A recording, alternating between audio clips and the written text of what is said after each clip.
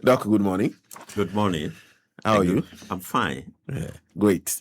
How's the how are you finding the work of being a municipal chief executive? Yeah, so far so good, and it is good to serve. I am here to serve, and I'm really enjoying my appointment as a municipal chief executive, because your responsibility is to work with the people and also to provide them with their needs. Okay. Yes. You are enjoying service. You are here to serve. What does service mean to you? Yeah, service basically has to do with providing the needs of the people, Okay. meeting them at the point of their needs. There are various needs, but then you have to identify what the needs are. And then as you have identified them, you make efforts to provide those needs. So that is what service is all about. But a few things to start with. First, introduce yourself to our listeners. Who is Dr. Micheal Mensah? Dr. Micheal Mensah is a municipal chief executive for Ayawaso West. But proud to becoming a municipal chief executive, I was a lecturer.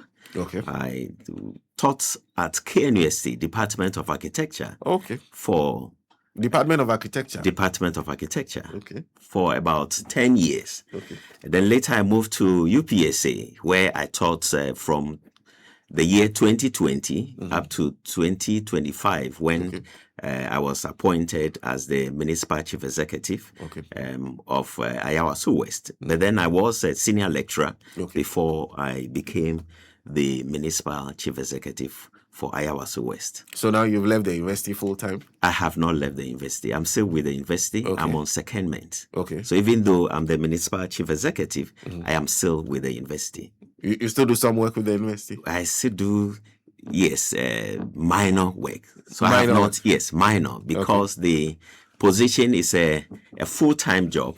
So I'm on secondment. You cannot combine the two, or I can't take up any major work with the university. Yeah, any similarities between your work in academia and what you're doing now as MC? Yeah, absolutely. What we teach in academia, we teach and we do research. Okay. But then when it comes to the municipality, what you do is actually to implement what you teach. Okay.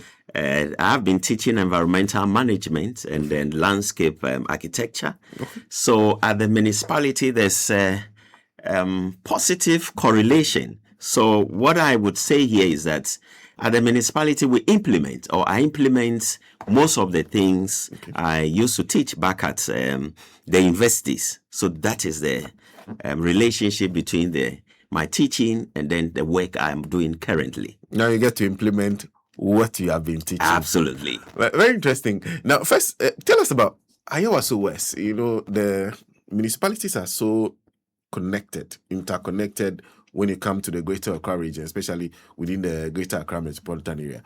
Where is Ayawaso municipality? Where does it start from? Where does it end? What's the size that you're dealing with?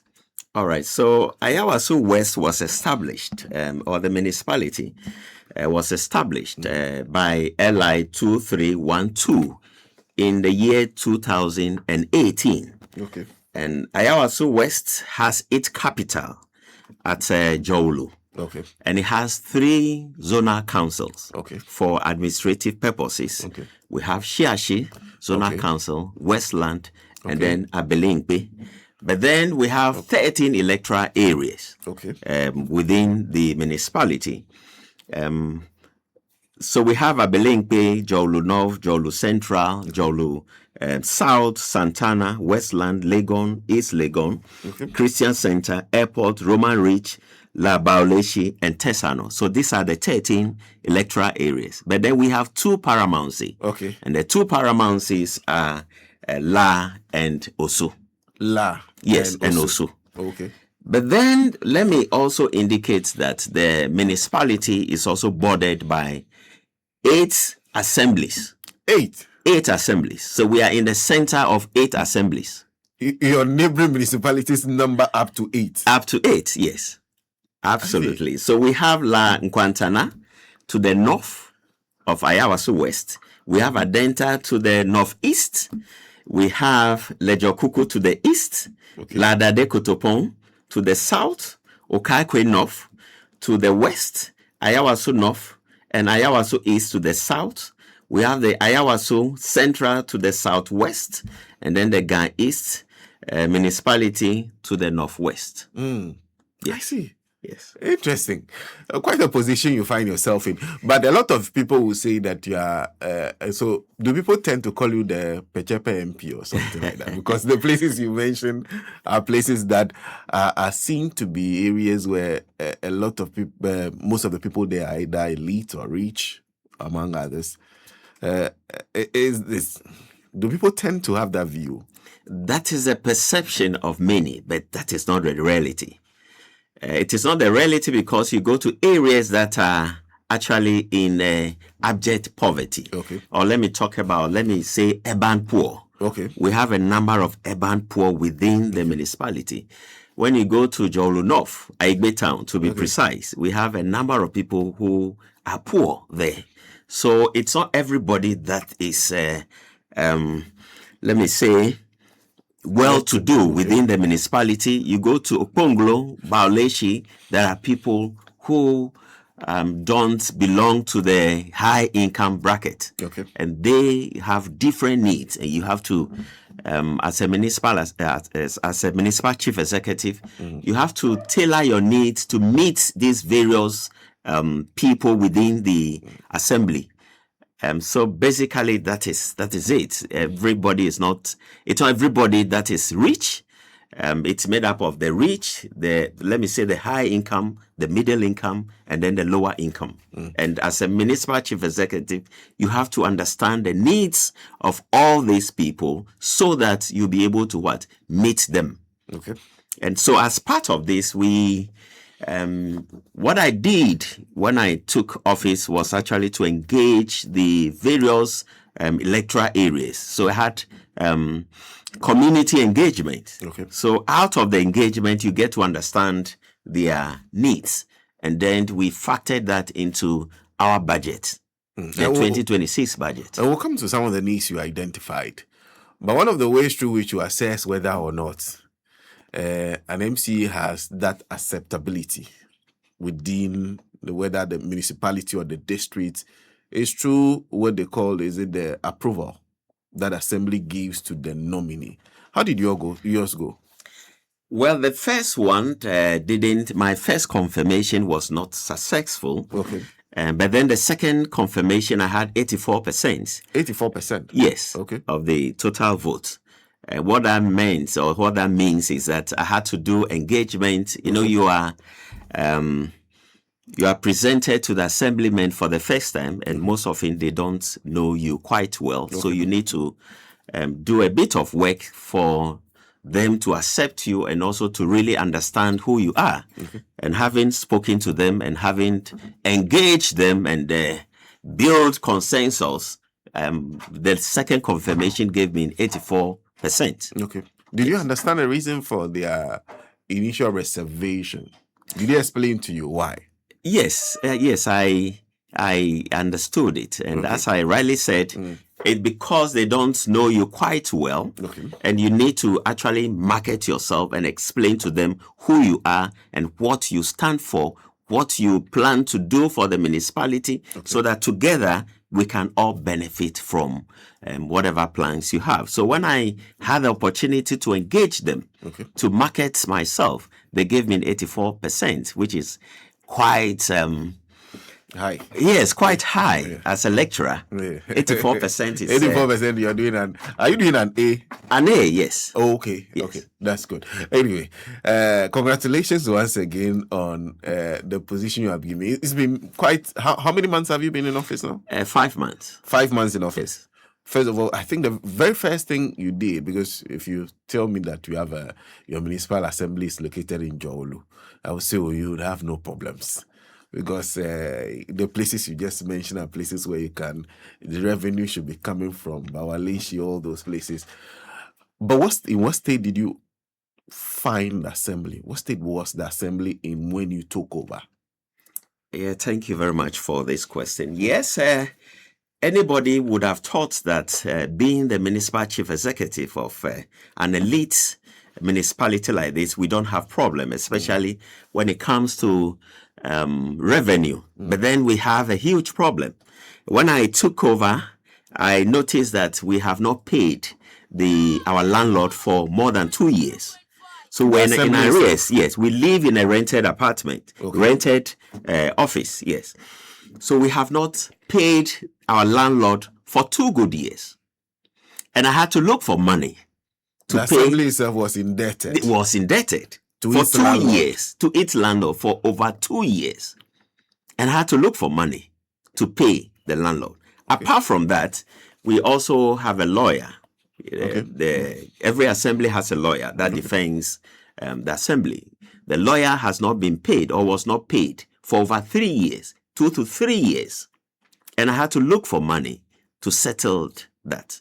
So if the landlord wanted to evict you, he would the have lawyer done you that. go to is also angry with you. Yes. Wow, your problems were very So the very first thing you had to do is deal with the matter of rent. Yes. Then you go to deal with the matter of retainership or the lawyer. Okay. So we had to settle these 2 people before we're able to take off, or I was able to take off.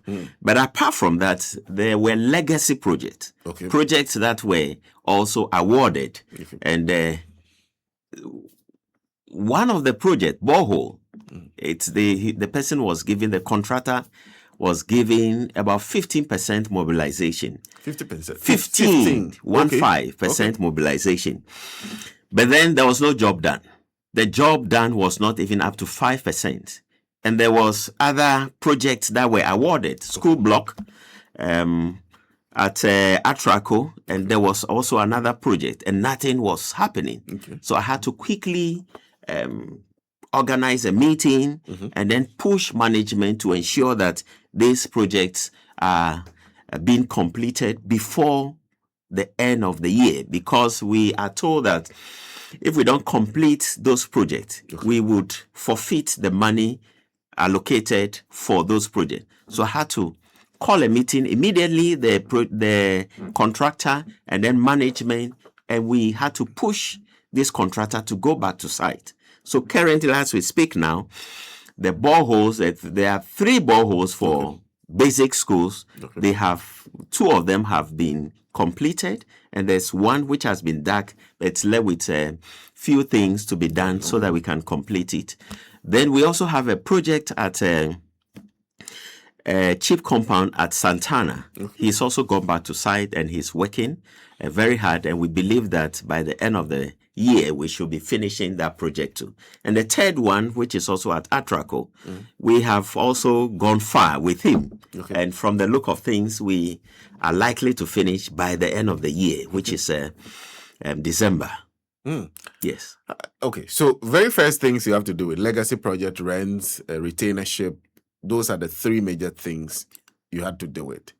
How do you find the money to pay for all this? Yeah, so it's all about priority.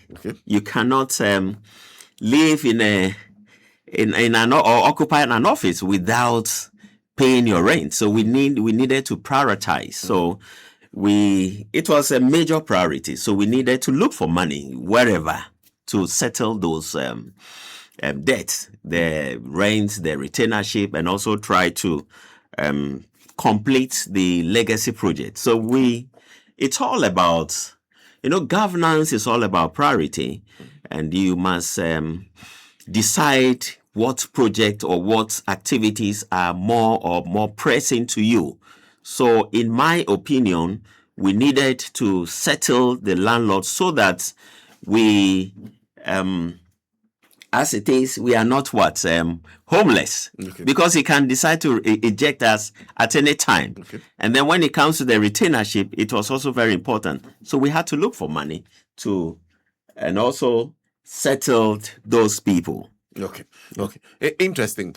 So now that with those 3 issues dealt with, would you say you are now in the position to work on your own vision?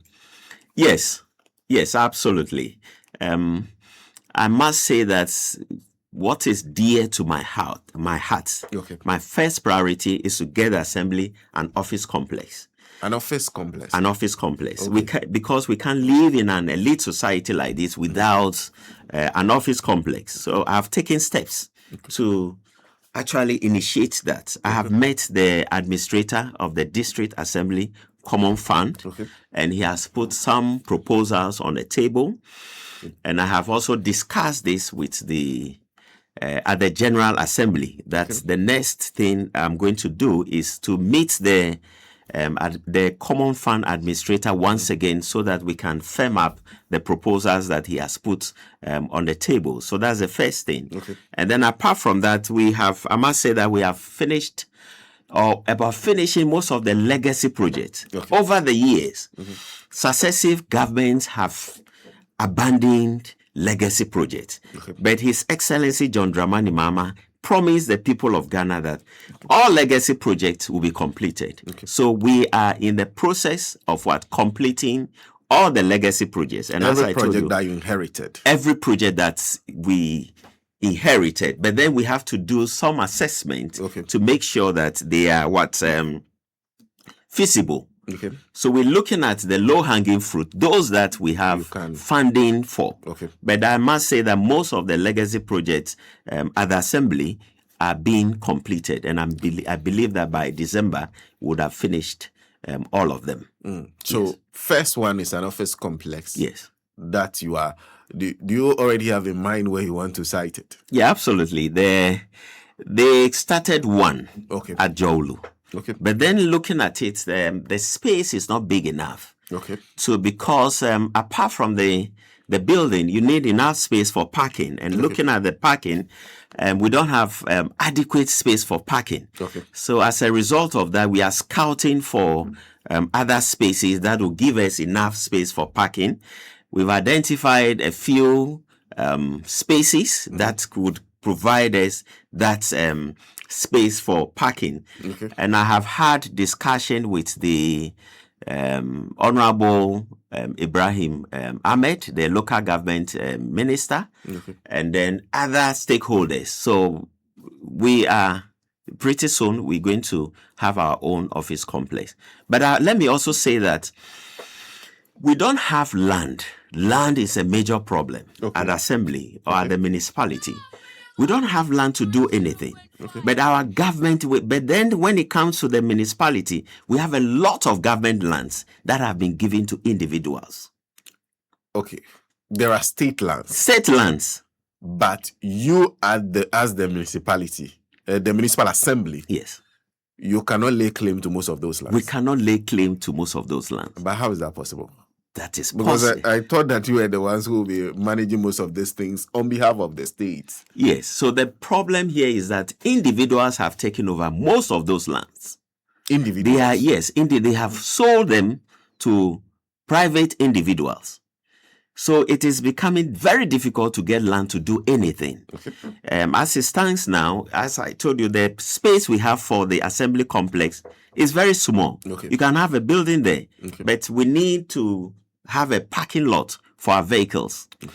Apart from that, we don't have E-block. We don't have, not E-block, let me say, we don't have a public senior high school. But if we want to put up a public senior high school now, it becomes a problem. Where you put it up? Yes, where to put it up is a problem because we don't have land. Apart from that, we don't have district courts. You know, once you have an assembly office complex, it is important to also have a district court. We don't also have that, and we don't have land for that. So land is becoming a problem because they have sold these lands to private individuals. And I think those lands should be given back to the assembly so that in future we can embark on developmental projects that will inure to the benefit of everybody or the larger society, instead of just a few individuals benefiting from state lands. Have you indicated this to your minister? Because without land, you can't do a lot of things. That's right. In fact, it's the basic thing you need for development, among others. Have you indicated this to your minister? Have you explained to the difficulty you have when it comes to the matter of land? That's right. I have written officially to the Minister of Local Government and Chieftaincy, And then we are actually, I met him the first time, but then we are actually to sit down once again to fashion out these things, especially when it comes to the 24-hour economy market. Okay. We do not have land for that. But there are government land or state land all over in individual hands. Okay. So I'm going to meet him once again, and we would plan, then decide how to get land for that. Okay. We are looking at University of Ghana. Okay. We are looking at Forestry Commission or Ministry of Forestry to see how best we can get land for. Work with them to get land for that kind of project. Yes. Okay. Because I understand. And then we'll come to the matter of the market shortly.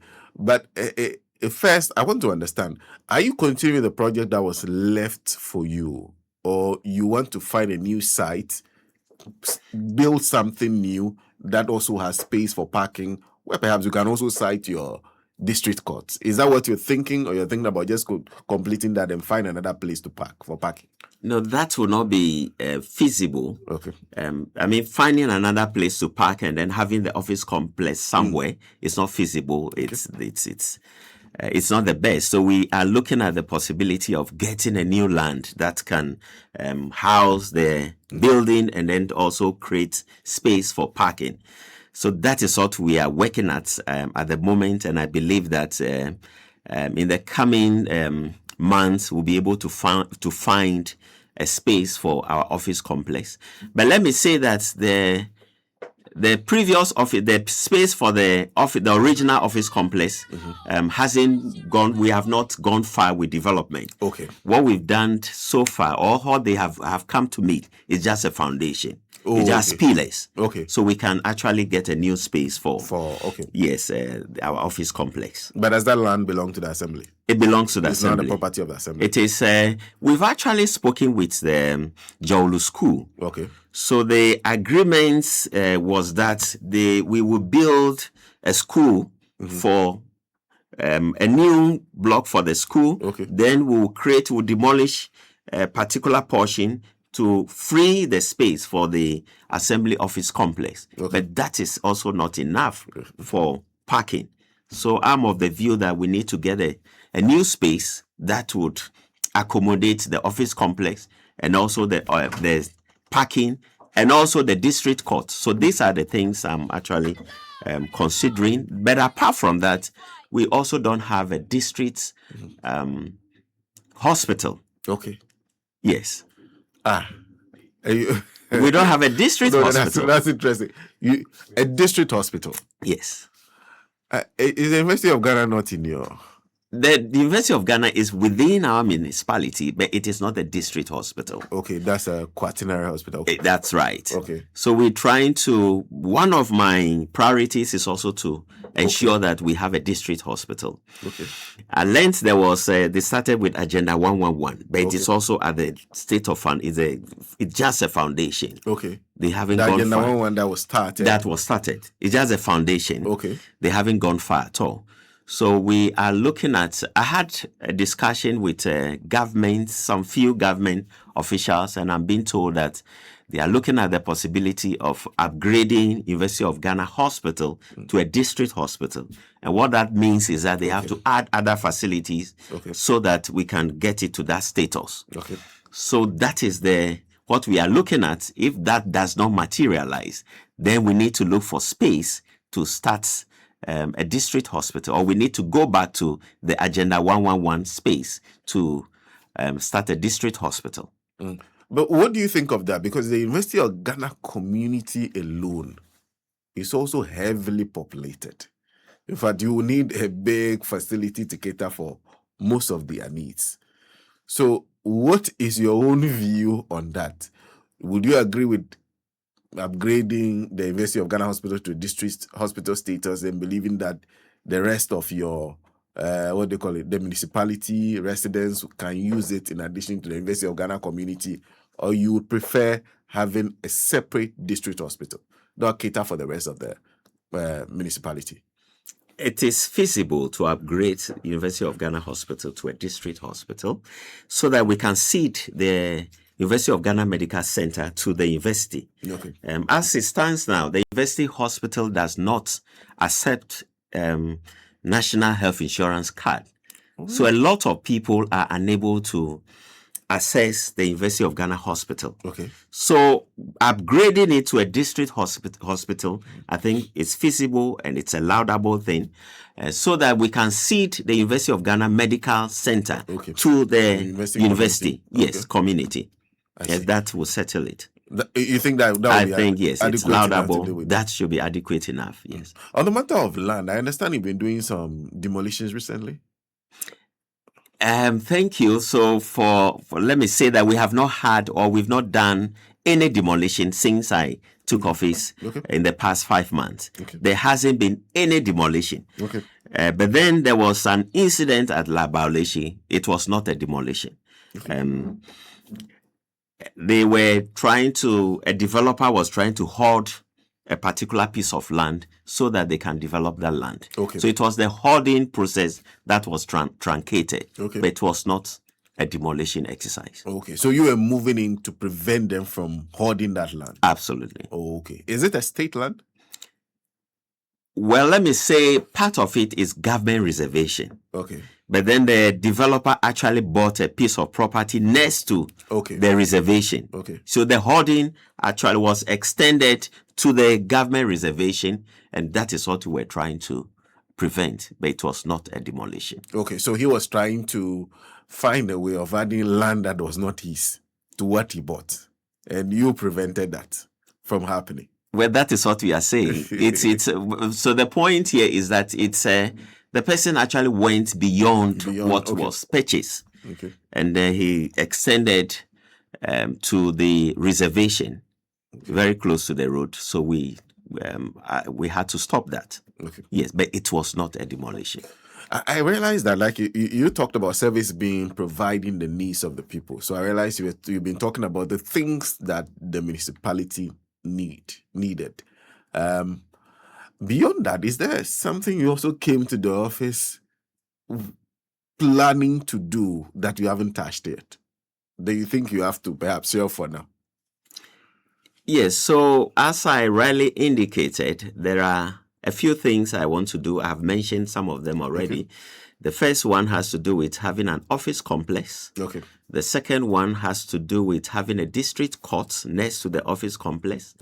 And then the third one also has to do with having a district hospital, because not everybody can access the health facilities we have at the moment.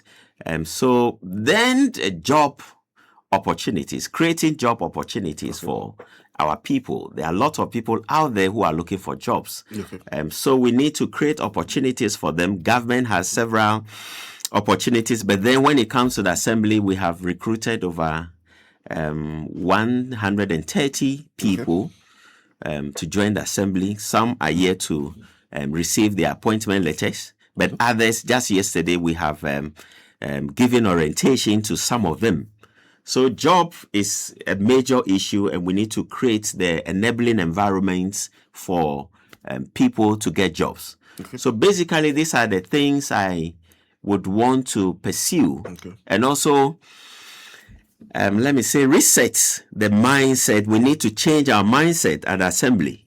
We need to all come on board. We have to realize the fact that we all have a responsibility. It's a shared responsibility. When we work hard, it will inure to the benefit of all.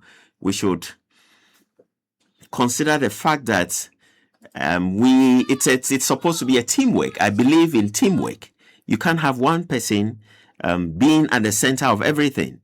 But when you bring everybody on board and they are ready to come on board with you, I believe that we can go far and we can take the assembly to the next level.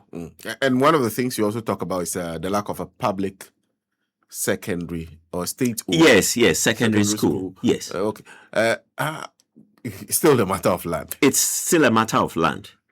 But if you get the land, do you have any commitment to developing that land into a senior high school? Yes, I have met the administrator of Get Fund. We've spoken about it extensively, and we are in the process of putting something on the table. I've had a fruitful discussion with him. I don't want to put it out here now, but then it is positive that we are likely to get an e-block for the municipality. Okay. Yes. Once you've identified, and that's your problem is land. Yeah, we have identified a number of spaces. Okay. Let me tell you what I have done. Okay. We've gone around, we've identified a number of state lands. Okay. And we are working with Lands Commission to authenticate those lands. And if they are still in the name of the state, then we can, the assembly would work with the central government so that those lands can be given back to the assembly for such development. Okay. Yes. That would be great.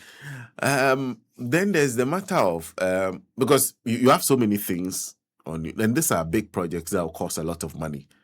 To what extent can you use because everybody now is talking about monies being released to the assemblies. Government has decided to send you monies directly. Yes. But they've also given you, they said key performance indices. Yes. But they've also told you some of the things they expect you to use the money for, like the 24-hour market.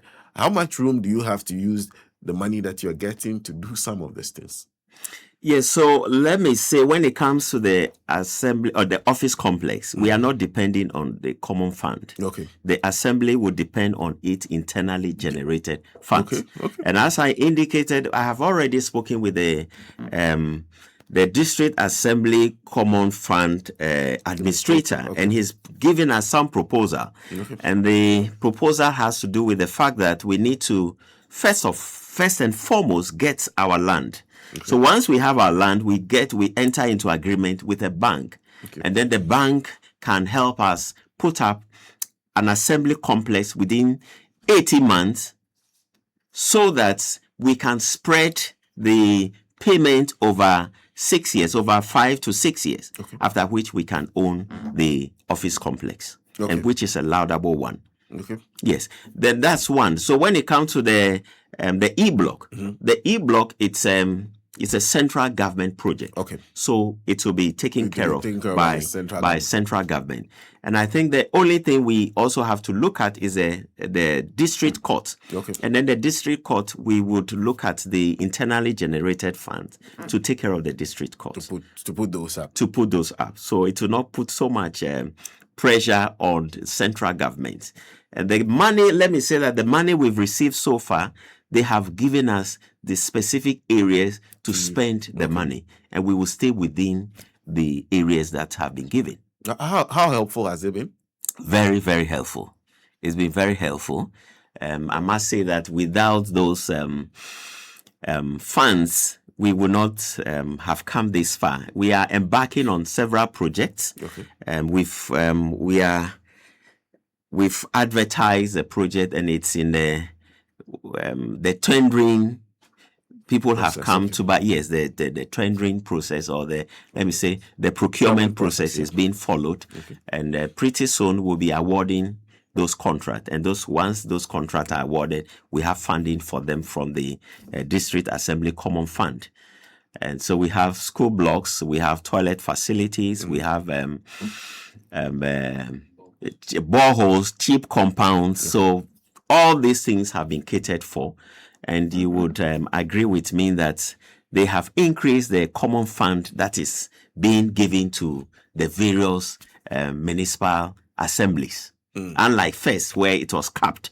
But this time, they have increased the amount of money we are getting, and that is helping us a lot. Now, I'll come to one other thing that happened recently, the National Sanitation Day. Yeah.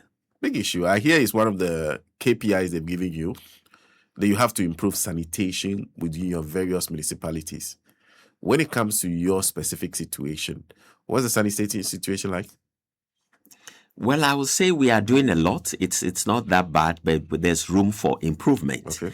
When it comes to desilting of our gutters, it's one of the things we need to do, especially when you go to the elite areas. You go to East Legon, you go to Westland. We need to do desilting from time to time because of the kind of gutters we have.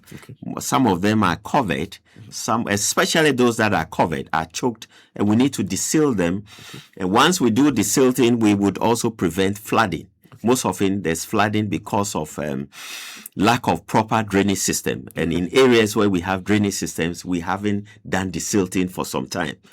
Then apart from that, when you go to Westland, there's a major challenge at Westland. And it has to do with Westland Bridge. There's a bridge there that is bordered by 3 municipalities. Okay. It is bordered by Ga East, Okakwe North, and Ayawaso West. Okay. And this bridge is at the center of these 3 municipalities. Anytime it rains, the bridge is low, so it gets the whole place gets flooded. It gets submerged. So we need to. I have spoken with Gary, and they are telling me that they are expecting some money. When they get the money, they would move in and then try to reconstruct that bridge. Okay. But it's creating a lot of problems for the adjoining communities, especially when it comes to Westland. It comes to Okaikwe, people who live near to or close to the bridge. It's a major challenge. Then apart from that, when it comes to waste management, it's also a challenge. Waste management, there's this perception that we need to change. People are of the view that the waste is supposed to be managed by a Zoom lion. But it's a wrong perception. Most of us have traveled. But when you generate your waste, you must learn to manage the waste you generate. But the National Sanitation Day actually has to do with everybody coming on board, playing a role, cleaning your frontage. And once we all come on board, we clean our frontages every first Saturday of every month. Then I don't think we'll have problem with sanitation. But we've been doing it. It's been largely successful. But we need everybody to come on board. We still have quite a number of people out there who are not coming on board, and I'm encouraging everybody to come on board. And I believe that if everybody comes on board, we'll be able to achieve the objective of making our municipality the cleanest city in Accra, and for that matter, in Ghana. Is that a challenge you've been having? It is. Getting people on board the National Sanitation Day.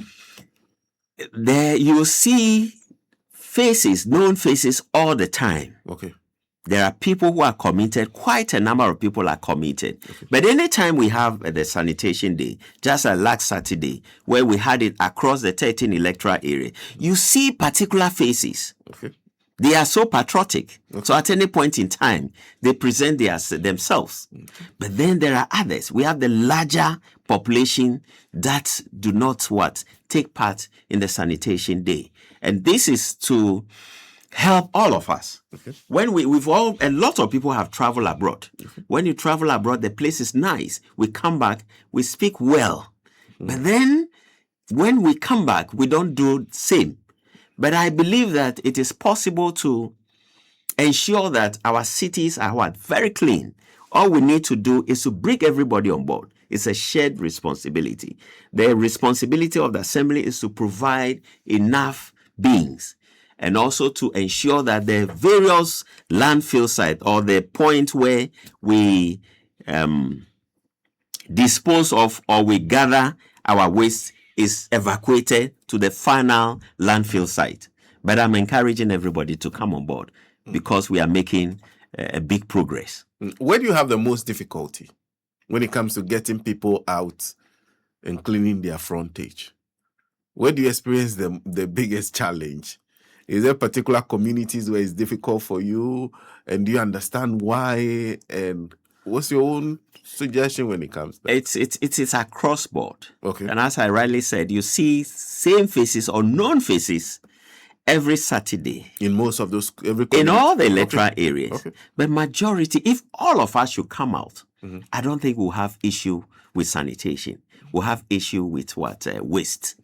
So I'm entreating everybody to come on board, because at the end of the day, it will improve our health. There's a positive correlation between good sanitation and good health. So once our environment are well taken care of, are well, cleaned, we clean our environment well, it would also have ripple effect on our health. So I'm entreating everybody to come on board. It is an activity that will inure to all of us. the next one is going to be next month. Everybody must come on board. Okay, so this one is two things. Two things I would like to exploit here. You have been lecturing environmental management for some time.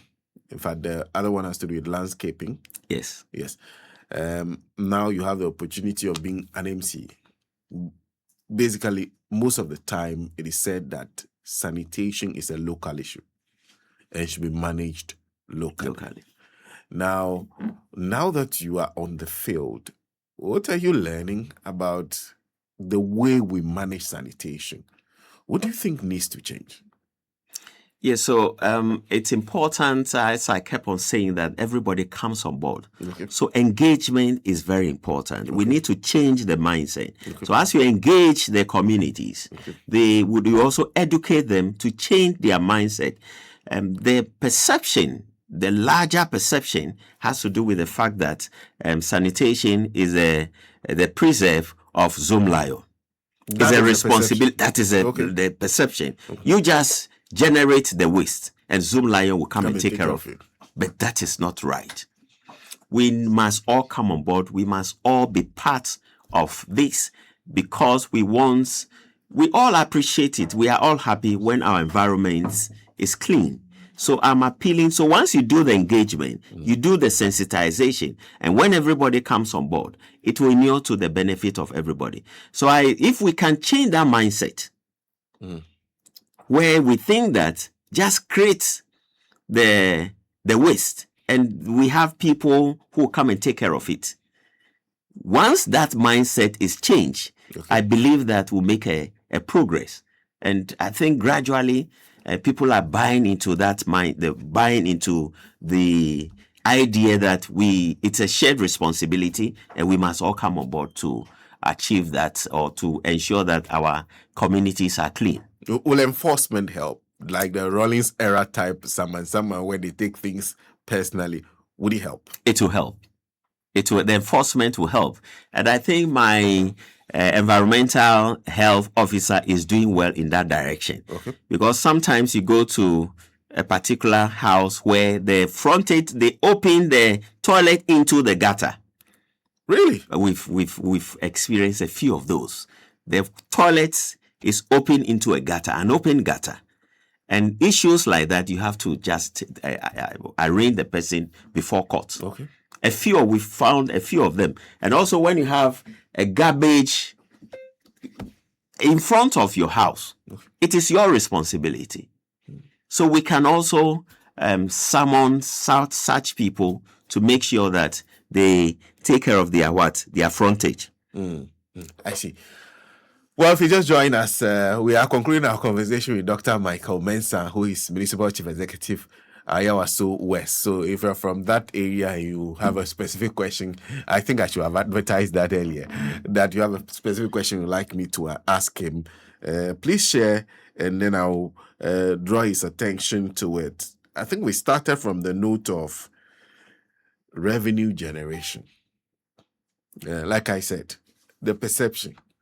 So my perception is you should have a very rich municipal assembly because you really have a difficulty generating revenue. Nowadays, I realize there's a lot of focus on what do they call it? The money you generate from people like buildings. Building permit. Yes, that's right. Yes, that one also.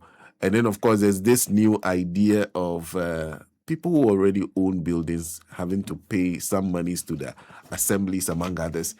And if I think about your assembly, I can think about a lot of money being generated from some of those areas. How easy is it to generate revenue in your municipal assembly?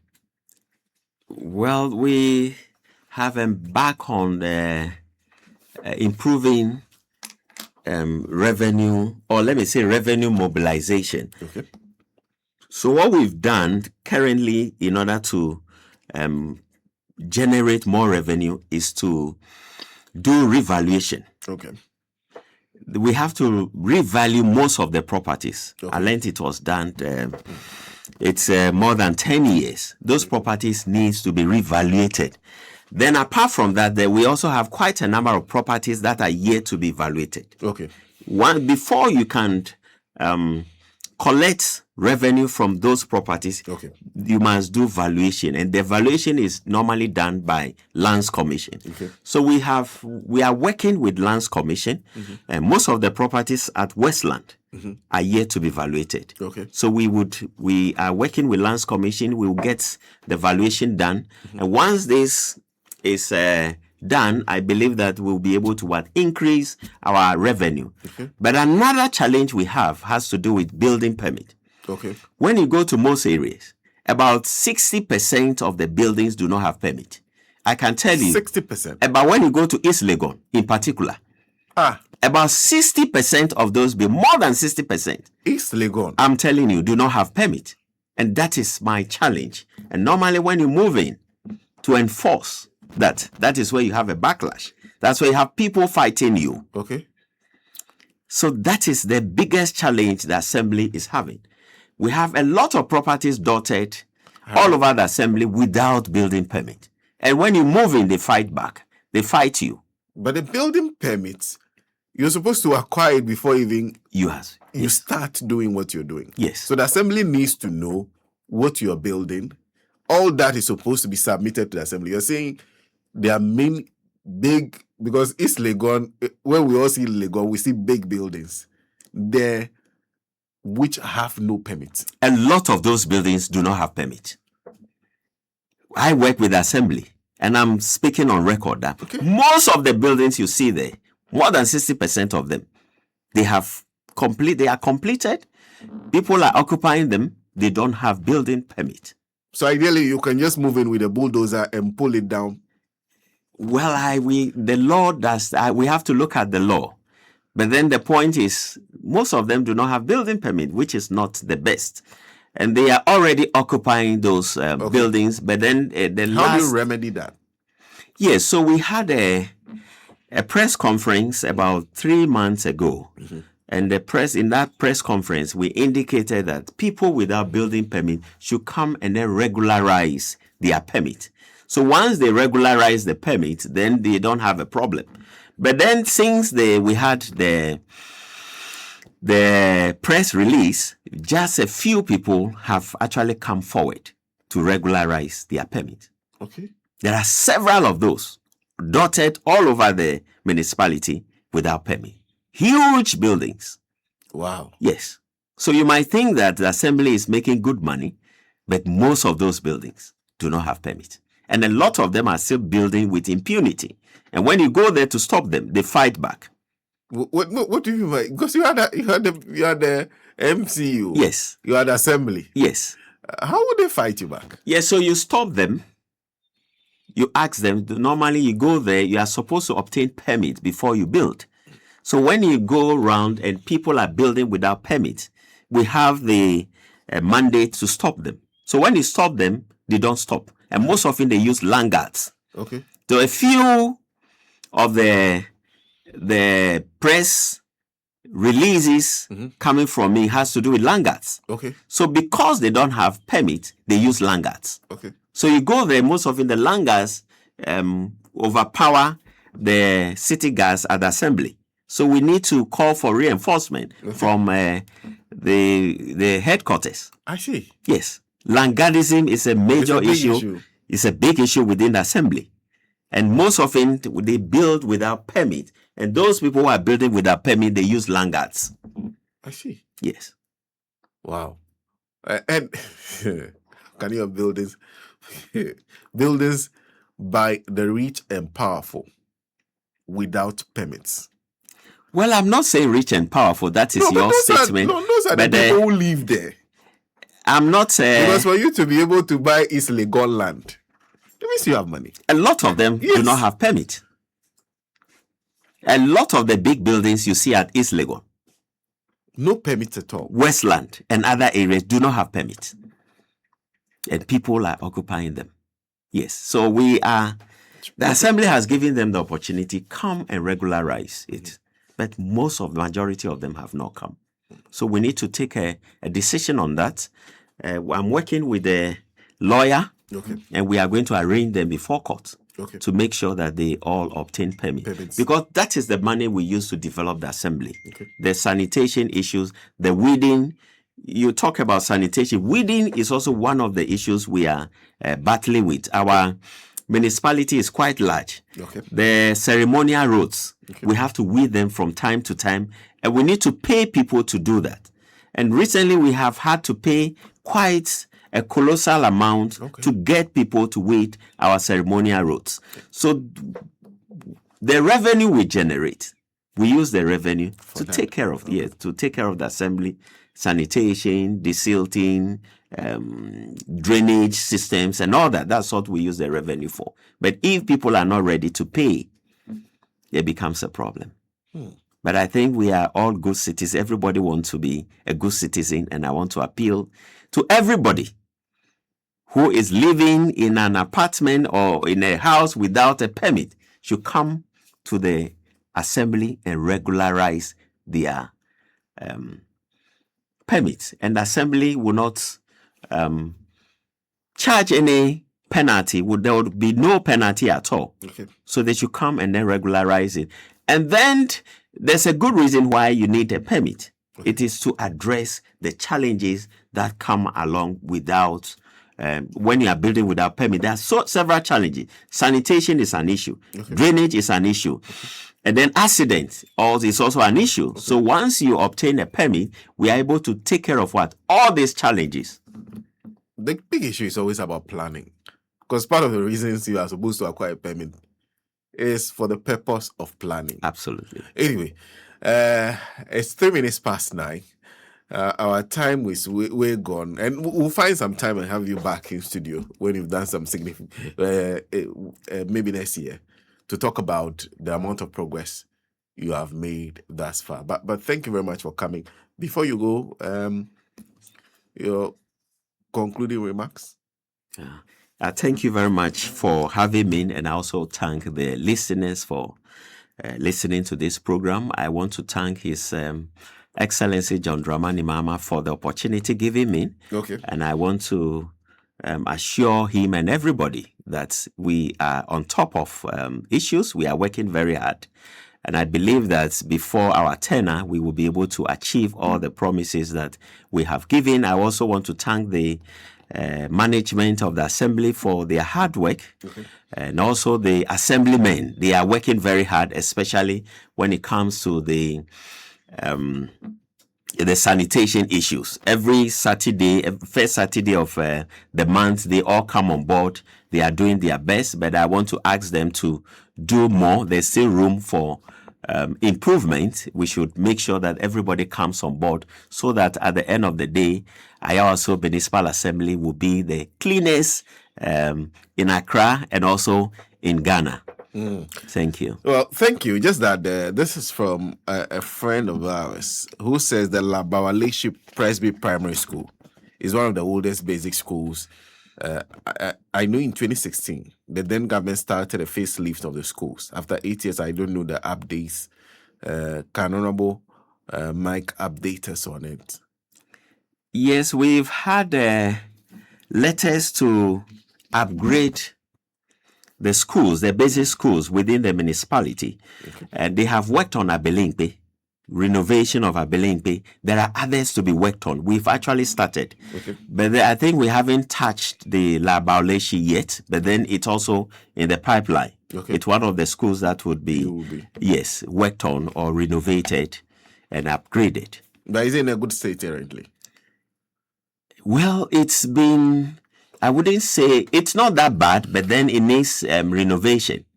Yes, from time to time, we need to renovate those structures so that they would serve the purpose for which they have been provided. Well, Dr. Micheal Mensah is Municipal Chief Executive for Ayawaso West, joining us in studio this morning. Thank you. Thank you once again. Thank you for having me.